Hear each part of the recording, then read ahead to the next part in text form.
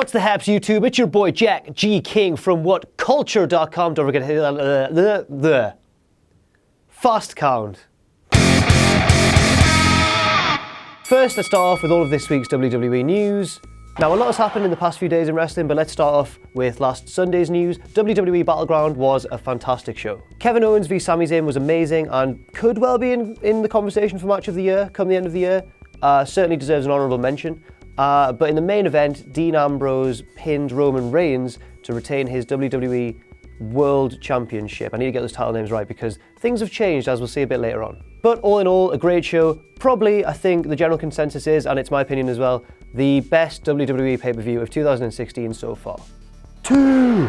Now, I was careful before to get the name right of Dean Ambrose's WWE World Championship because over on Raw, there's a new belt in the works. That's right, it's the WWE Universal Championship. Now, there's a lot of questions raised with the invention of this new belt. First of all, what's it going to look like? Will it be purple? Will it be the world? Will it be a superimposed image of the Yeti? Will it be maybe sparkly or diamond encrusted?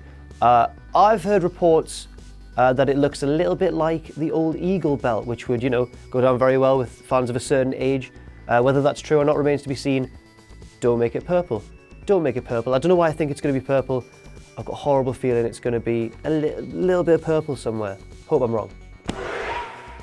And finally, on Monday night, Raw was really, really good. The decision to push Finn Balor as hard as he was pushed on his first appearance was met with some criticism online. Vince Russo wasn't a fan.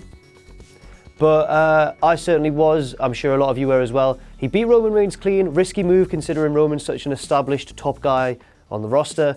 Finn's obviously a newcomer from NXT.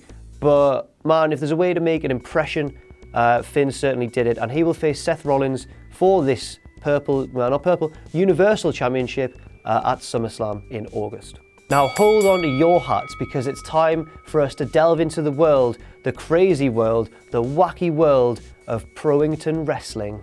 First of all, we have all the first round brackets for this year's annual PWG Battle of LA tournament. Now the first round includes some incredible matchups such as Will Ospreay versus WCPW's Will Ospreay versus Phoenix, Chris Hero versus Jushin Thunder Liger, Johnny Mundo, John Morrison, John Hennigan, whatever you want to call him, versus Matt Sydal, Evan Bourne, Marty Scurll versus Pentagon Jr., my boy, Theromeada, and finally Cody Rhodes v Sami Callihan. There's a few more matchups to check out as well. I've just highlighted a few there. It should bring us some fantastic, fantastic matches. TNA have confirmed the finalists of the 2016 Bound for Glory tournament. It's Tournament City up in this bitch. Get the tournament klaxon going. Please do something there, Sam. Please don't just let that be it. EC3... Not now. Beforehand. EC3 will square off against Mike Bennett, and for all the trials and tribulations and controversy and publicity that TNA have encountered, that looks to be a very solid matchup, so good booking, TNA. And finally, I'm not sure if you've heard, but it was announced at our tapings this week at the O2 Academy in Newcastle that Kurt f***ing Angle is coming to WCPW in October. Is that a rumbling in your tumbling? It's time for all of this week's tantalizing takeaways.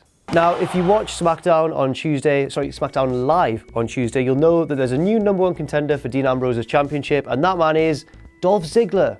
Interesting choice. To be quite honest with you, WWE didn't have a lot to choose from on the SmackDown roster. It's not a very well-established roster.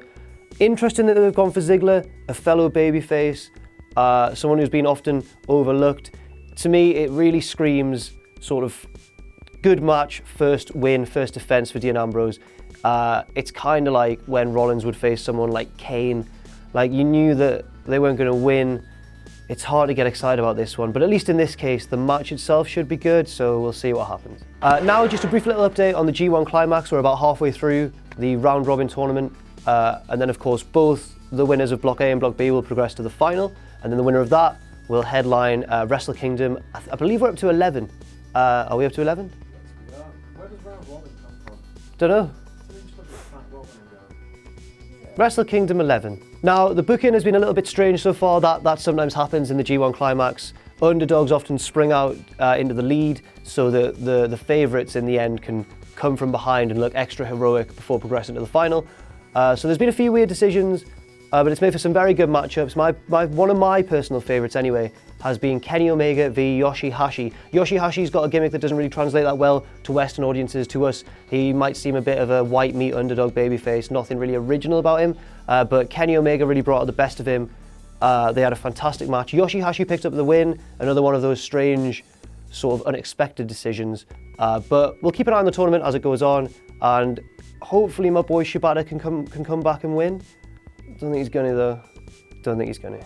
And finally, is it worrying times ahead for SmackDown? Now, we've already touched upon the blue brand because we were talking about Dean Ambrose and Ziggler and the championship and all that, but if you look at the roster, Raw has the far superior roster, not just because there's more wrestlers on it, obviously, but because SmackDown has guys, like I mentioned, Ziggler, who are sort of either over the hill or underappreciated or utilized incorrectly. It's going to be a struggle for SmackDown to keep up if things progress as they are, because Battleground was great, Raw was fantastic, and then on Tuesday, SmackDown just sort of dragged everything down and reminded us that sometimes, you know, change happens a lot more slowly than we think. So that's all we've got time for this week on the Fast Count. I've been Jack from WhatCulture.com. Just before I go, I want to say a huge thank you to everyone involved with our shows this week, from the wrestlers to the crew, to the tech, to the press, to the referees, everyone who helped out, to the editors who are going to cut it later on. It was an unbelievable 2 days. Very draining, very exhausting, but really worth it in the end. We can't wait for all you guys to see it who couldn't make the show. We're quite optimistic about it, if that doesn't sound too big-headed.